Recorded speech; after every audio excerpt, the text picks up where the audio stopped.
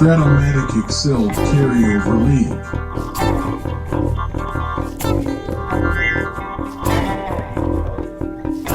Brought to you by the Shrimp Troller.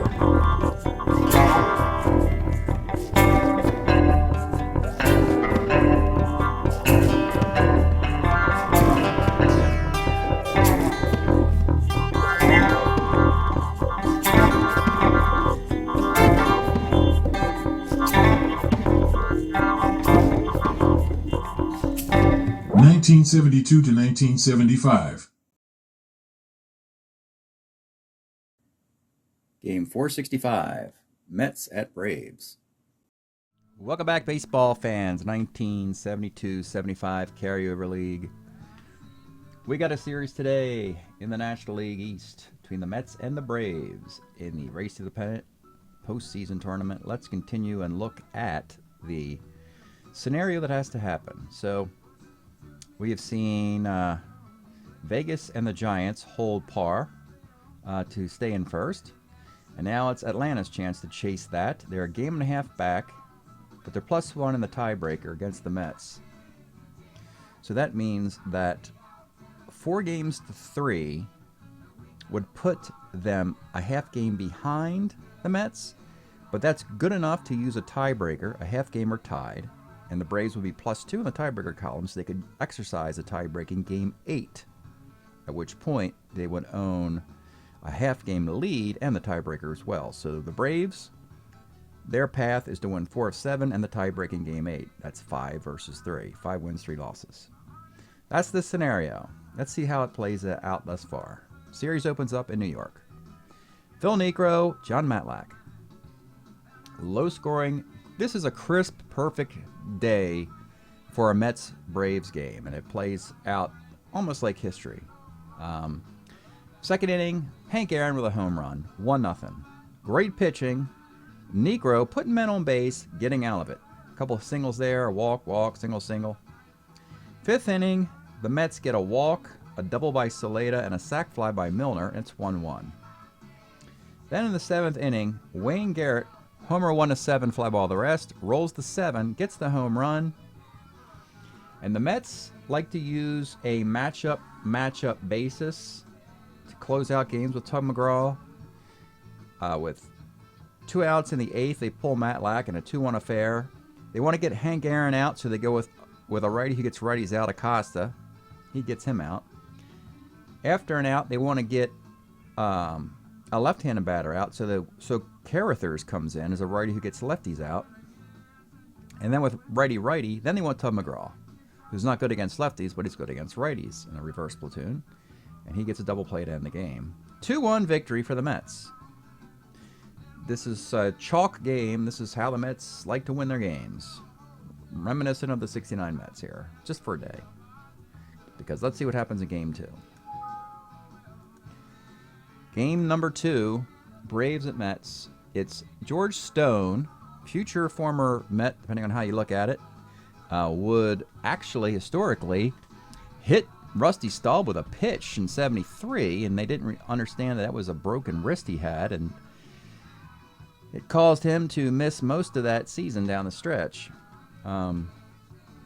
Anyway, Stone versus Jerry Koosman in this one.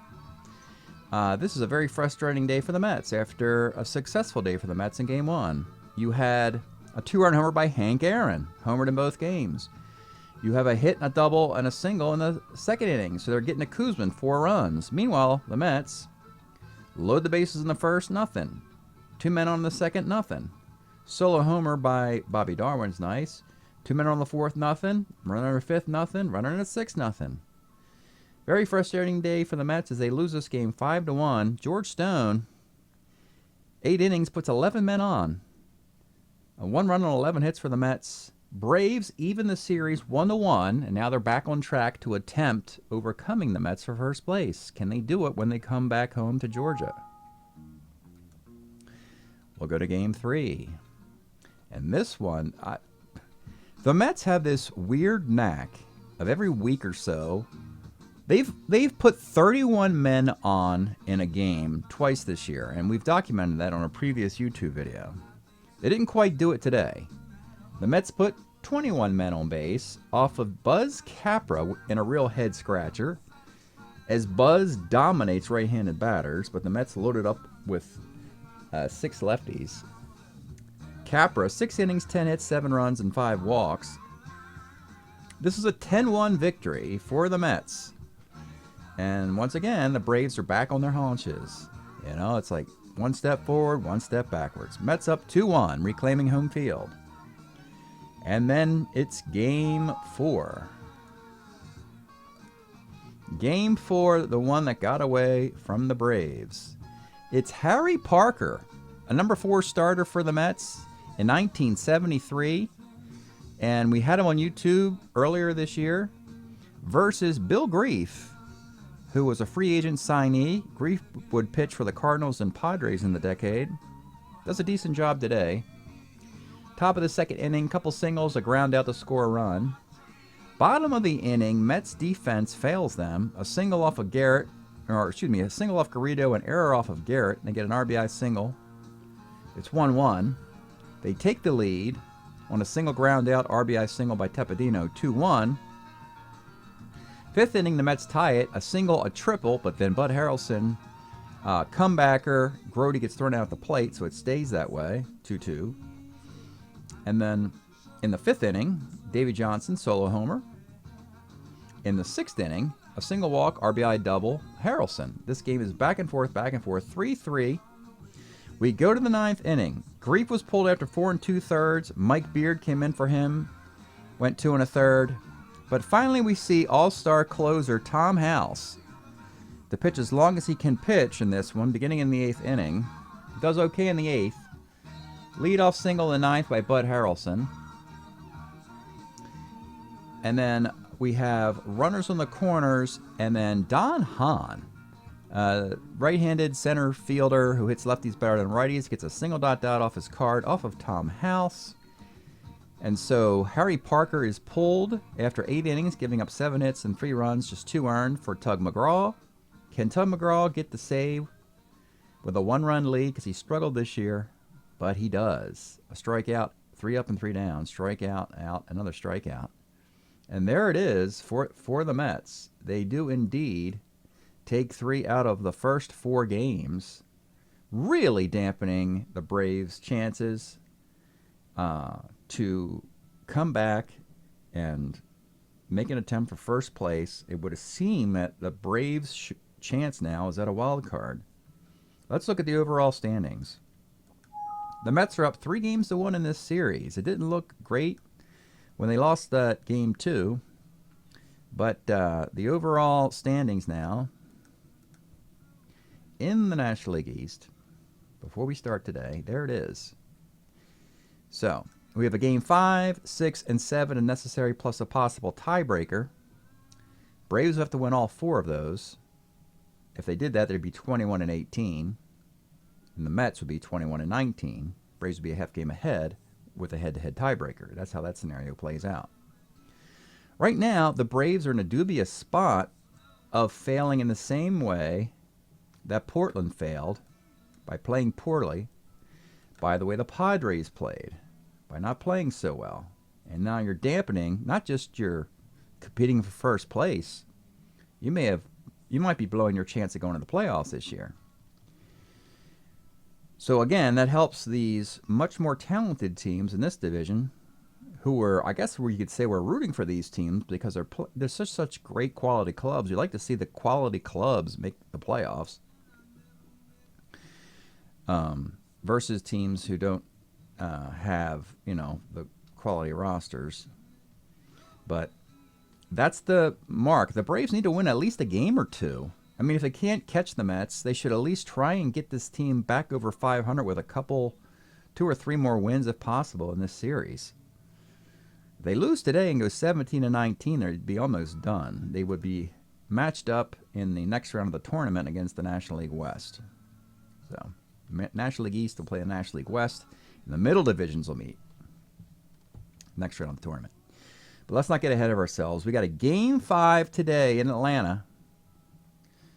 It's going to be a rematch of the Game 1 starters.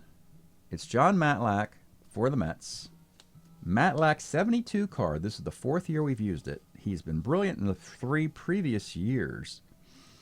He's struggling a bit this year, though he boasts a 15-10 record, 2.32 ERA, and 244 innings. I believe he's your 72 Rookie of the Year or Rookie Pitcher of the Year, one of those. And he will do battle with Phil Niekro. The All-Star game we just had was in Atlanta this year, but Hank Aaron and Phil Niekro were not invited because they haven't played very well this year. In the case of Aaron, a fan favorite, he simply deferred and said, look, I have not played well this year. Let my teammate Tom House go because he has been lights out as a closer this year, at least before the All-Star game and before he lost the game we just played. John Matlack, Phil Niekro. Let's get started from Hotlanta. And we'll spin the tumblers a little bit here before we start. It'll be Wayne Garrett leading off. 3-6 is a K. Gil Garrido, 35, is a base hit. Tony Soleta, 42. That's a comebacker, fielder's choice. And Milner, 1-8. Oh my goodness. John Milner. Let's take a look at the Milner card. We didn't mention this in the All-Star selection process, but Milner was a huge snub for the All-Star game because he hit 12 home runs and was not invited because he had like a 240 batting average and he didn't play full-time. He was just a platoon player, and because there's a lot of competition at his position. So he was an All-Star snub, but in a short sample size, and he had in 72 17 dingers and 420 plate appearances with a 238 average for the Mets. He's pretty much delivering that performance with more power. 1-8, that is gone. A 2-run homer. Lee Lacy, 2-7 base hit. And he went to the All-Star game in Milner's place. And Rusty Stahl, who also went to the All-Star game. 1-7, double 1-2 is a base hit. Runners on the corners for Bobby Darwin. 56, double 1-4 off of Niekro is a base hit, ... And here come the Mets again. Is this going to be another one of those 31 men on base games?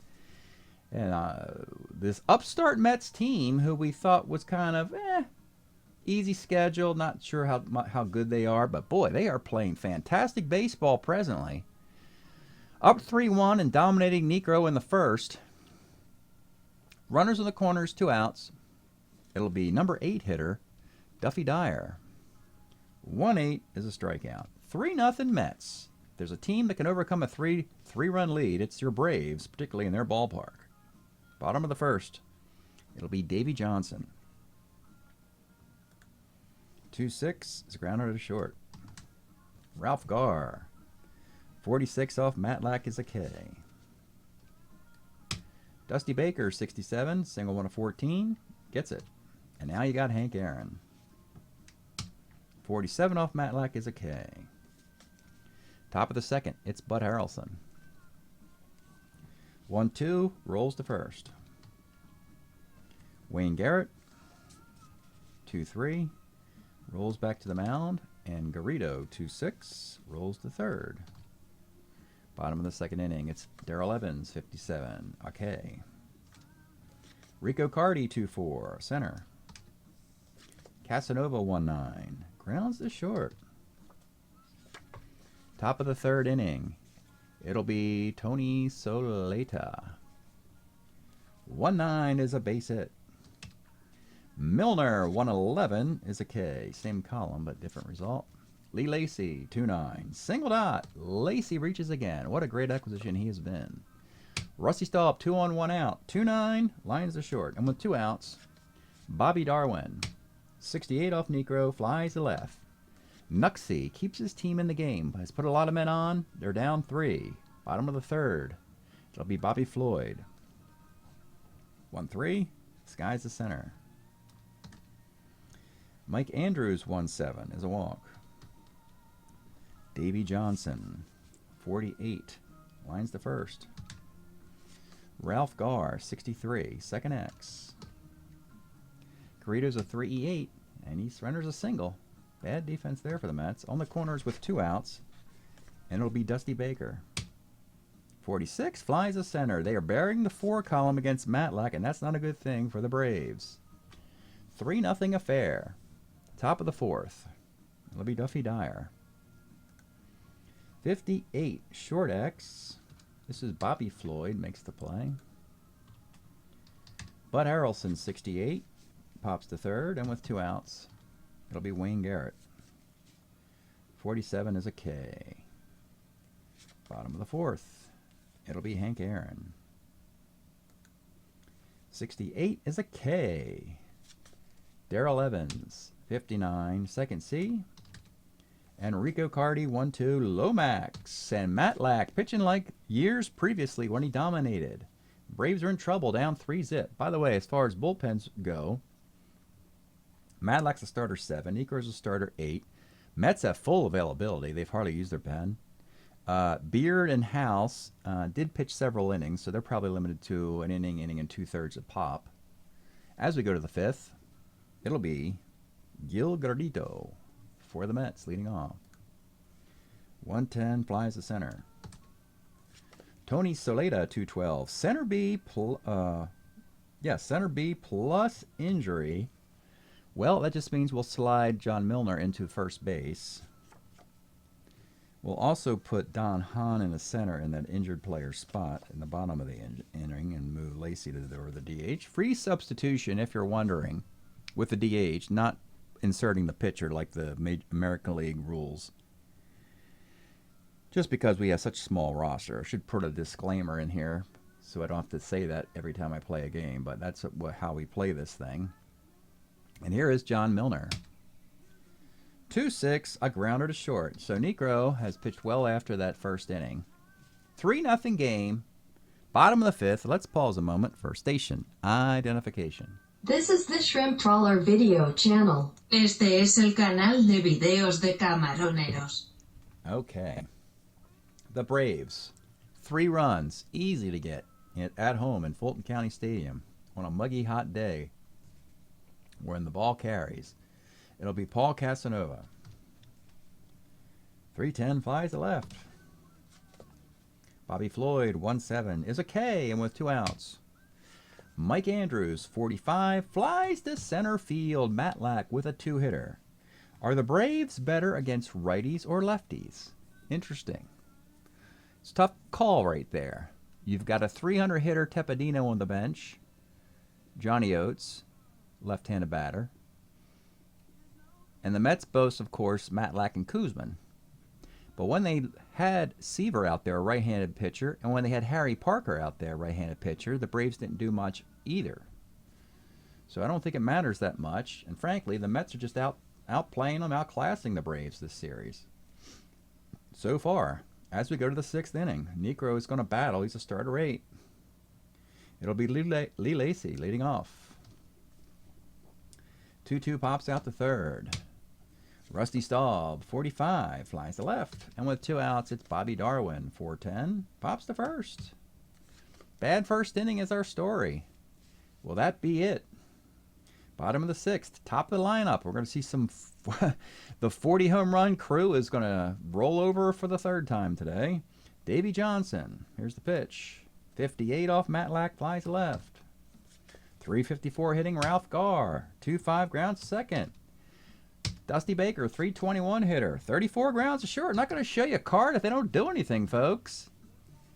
As we go to the 7th, it'll be Duffy Dyer. 45 flies to right. Bud Harrelson, 1-5 Ks. Leadoff hitter Wayne Garrett, 65. Skies at center field. Super fast game today. 3-0 already. Bottom of the 7th inning. It is the stretch time. Music appreciation. We are enjoying Little Feat's 1973 LP, Dixie Chicken. We got the Fat Man in the Bathtub. I've always liked this song a lot. Let's throw this thing down. The rally music for the Braves here. Trying to get started in the bottom of the 8th inning. Bottom of the 7th inning here. And it'll be 40 homer hitter Hank Aaron leading off. 1-6 is a walk. Now you got 41 homer hitter, matching his uniform number, Darrell Evans. 1-6, another walk. This is what the Braves want to do. Just get them on the bases and swing for the fences. It's Rico Carty. Let's take a look at the card before he swings. So Carty had come off of 69 and 70 seasons where he hit 350 plus both times. Missed 71. This is a 72 card. He will also hit 30 home runs a little bit later in the decade. Played for Cleveland, played for Oakland. Not much of a homer threat right now. Good on base threat. Chance to break Matlack with 3 runners on the point of weakness. Here's the pitch to Rico Carty. 54, pops to second base. That's a point of weakness dot, but you hadn't achieved it yet, as he's a starter 7. One more base runner that preceded that would have done it. Now you got Casanova. 1-4 is a 6-4-3 double play. And a disaster for the Mets. We'll turn the rally music down as the fans are much chagrined as their team is really disappointed today. 2 on, nobody out. You get a Carty pop out and a 6-4-3 double play to Bud Harrelson. My goodness, folks. And we go to the 8th inning. Wow. Braves do not look like the Braves of old. Top of the 8th. It'll be Gil Garrido for the Mets. 59. Rolls a second. Don Hahn in for the injured Saleta. 1-7 is a K. And we have Milner. 34. Grounds to the pitcher. Any more defense to bring in? No, everybody's in there that we need in there. 6 outs to go. 3-0 affair. Do the Braves just kick the can down the road? We'll see. Bobby Floyd. Do we start doing pinch hitters against Matlack here? He was completely in control today with a 2-hit shutout. Marty Perez, Johnny Oates, and Tepedino. Now we'll go with Floyd. Bobby Floyd. 68 is a K. Mike Andrews. 2-5 pops to second.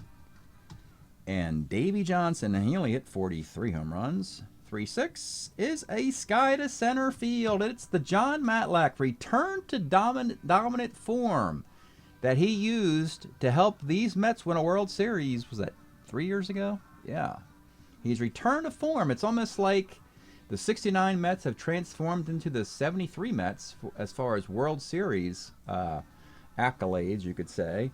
Frankly, this Mets team is already better than that 73 Mets team, which finished, what, 4 games over 500 in 162 games?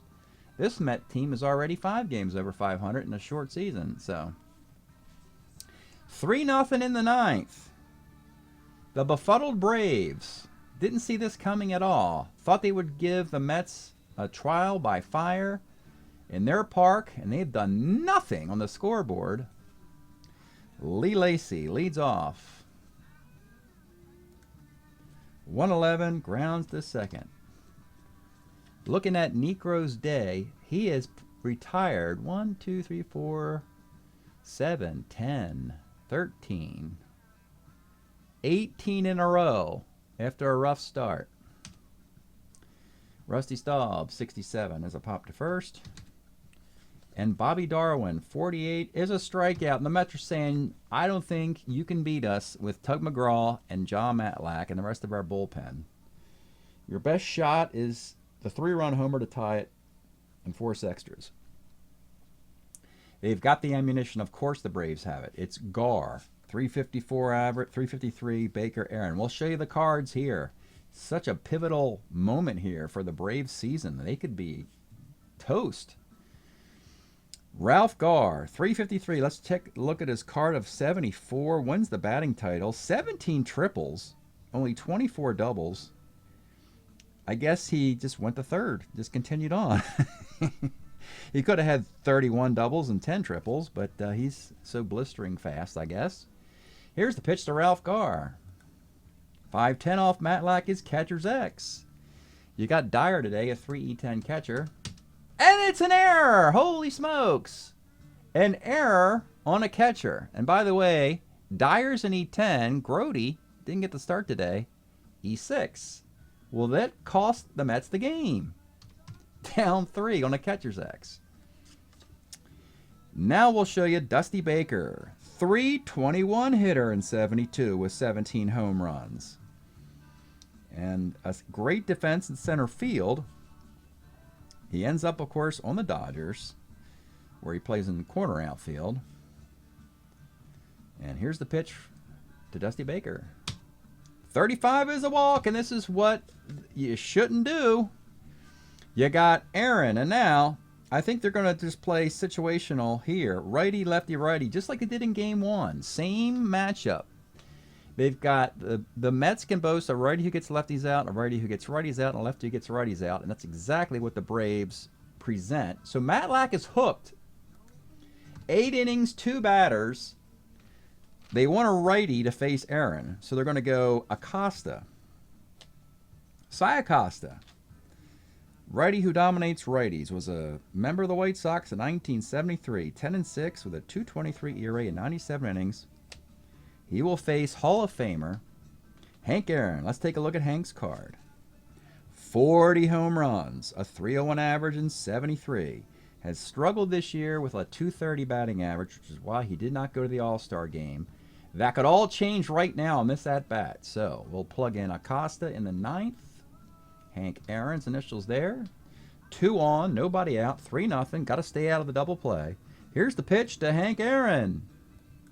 1-3 is a fly ball to right. That won't hurt. And now you have Darrell Evans.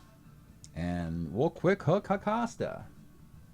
We're not going to go to McGraw yet because he suffers against lefties. We're going to go to Don Carruthers. Let's take a look at him. 74 Expo, 5-2, ERA of 3, 60 innings. A righty who gets lefties out. And now let's take a look at Darrell Evans. Doesn't matter with Darrell. 41 homers, 124 walks, and a staggering, are you ready for this, folks? 719 plate appearances for your everyday. I'm assuming he played 162 games to get that many plate appearances. Darrell Evans, best year of his career, though he did hit 40 homers later on for the Detroit Tigers when he went to the American League, I believe. So Carruthers is on in the 9th. We're going to put Darrell Evans' initials here. First and second, 1 out. Here's the pitch to Darrell Evans. 2-3 is our fielder's choice. Stayed out of the double play, legged it out. And we got one more chance, and it's Rico Carty. We saw his card earlier. Do you go righty-righty here? No, you don't. Now you're ready to turn the game over to McGraw in the 9th. You're getting to see how this Mets, they're going to execute this strategy all throughout their playoff run. Let's take a look at McGraw now. Yeah, you see, he's a lefty who dominates righty as early 4. He had us a 170 ERA in 72, 8-6 record in 106 innings. But he really struggles against lefties here, more than he did in 71, which is why he didn't face Darrell Evans. But he'll enjoy facing Carty, Casanova, Floyd, and Andrews, or however long this game goes. You'd almost think of a reverse platoon and have Tepedino or Oates, the lefties, pinch hit. But Tepedino has no hits on his card. Johnny Oates has some, but has no power. We're simply going to let Rico Carty bat because he's Rico Carty, and he hits about 300 against lefties. So Rico Carty will continue in the game. Runners on the corners, 2 outs. This could be the Braves' season, as they would go under 500 even further. The pitch to Rico Carty. 6-12 off McGraw is a fly ball to center field that ends the game. And the Mets finish the shutout, and they may have just finished the Atlanta Braves. Last year, the Atlanta Braves won the division, were the top seed in the National League. Mets missed out on the playoffs. The Braves would lose in the first round of the playoffs as a one-and-done number 1 seed to the wild card Phillies, and it continues into this year. Mets, embarrassed by missing the playoffs a year ago, have returned to dominate this year with some interesting player acquisition in the offseason, getting the Lee Lacy's and Bobby Darwins and the John Milners and so forth. We're just going to take this right to the box score here, as this series is over. 4-1. Negro in this game takes the loss. He went complete game. Gave up 7 hits. The 3 runs in the first inning were all earned. No walks, 7 strikeouts in a complete game. Ninth inning, McGraw gets the save. Each relief pitcher got an individual out without a strikeout. So Matlack gets the W. A 2-hitter. A 2-hit shutout for a Met starter who was yanked.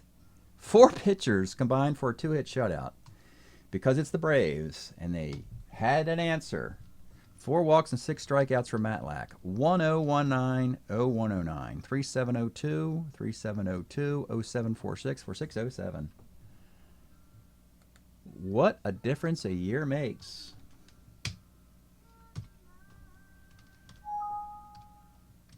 I don't think this Mets team is as good as that team that won the World Series many years ago. They had Cleon Jones at the height of his powers. They had Tommy A.G. They had Don Clendenon. But I think this team is probably better than that 73 Mets that went to the World Series against Oakland. They're somewhere in between. I mean, the Braves are 17-19, and they're in huge trouble. They will play in an elimination round, the next round of the playoffs. The Mets, on the other hand, are 22-15, 7 over 500, something that the 73 Mets did not finish that good, that well. 22-15, that's a nice winning percentage. Let's start with the Braves, I guess. The Braves are 247, 437 ERA. Tom House, the closer, went to the All-Star game with 8 saves, but lost the pivotal Game 4. Tough spot for him to lose that. Buzz Capper was 6-3, but got wiped out by the Mets in the head-to-head. Hank Aaron did actually get to 11 home runs, but was 28 for 125. Excuse me. Hank hit 224. That's why he didn't go to the All-Star game. But he did play well in this series until the game you just saw, with homers in the first few games. And that'll be they're still alive, of course, in the next round. And the Mets, 22-15. McGraw's got 10 saves. If you're wondering why he didn't go to the All-Star game, it's the ERA. Tug's got a 4.76 ERA. Seaver 7-4. Matlack just 6-4. 30 and 74 innings. Is a 3.65 ERA. I mean, that's fine, but not as dominant as it used to be. We mentioned John Milner earlier, did we not? 13 home runs for John, but just 29 for 85. That's a 341 average, actually, for Milner. Much better batting average. I guess it was about plate appearances. Platoon players just don't generally get the nod for all-star games, which is a disappointing statistic. We prefer the everyday players, guys who face lefties and righties. That's why he was most likely ignored for the all-star game. The 263 hitting Mets with a 3.29 ERA. Seaver 7-4, 5 complete games. They're humming. They're humming right along. This looks like a Mets team of the past that could win the World Series. 170 runs scored, 132 given up. Obviously, this series would put a scare into the National League.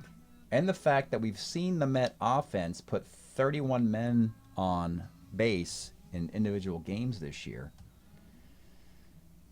Are they a juggernaut? I'm not sure. I still think I prefer the Pirates, the Reds, over the Mets rosters. It's close right now. Let's take a look at the big picture. There they are, the Mets, playing .595 ball. Pirates here and Cubs there. They haven't played yet. Giants 19-11. We can put the Mets as a 2 for the moment. That's probably going to change. Actually, that will change. Whoever wins this series, they'll be playing better than .581 ball, you would think. But Mets seem to have control now of the National League East. And the Braves, boy. The first place teams have gone to this tournament. We're talking about this Las Vegas team. We're talking about San Francisco. And we're talking about the Mets. They've gone into the race to the pennant and said, we are holding on. And let's plug in the postseason result numbers here. Braves needed a win 5 of 3. Nowhere close. Mets win 4-1. You saw, this is from a year ago, folks.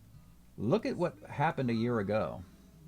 Atlanta was 19-7 at this point, would eventually continue on to be the #1 seed of the National League. And the Mets, not only did they miss the playoffs, they were under 500. My goodness, that's terrible.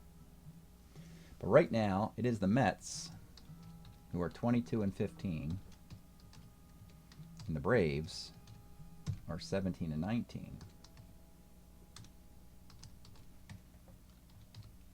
7, and they're 5 over 500. So that's it today, folks. Break up the New York Mets. They dominate their division rival Atlanta Braves 4-1. Thanks for checking this out, and we'll see you next time.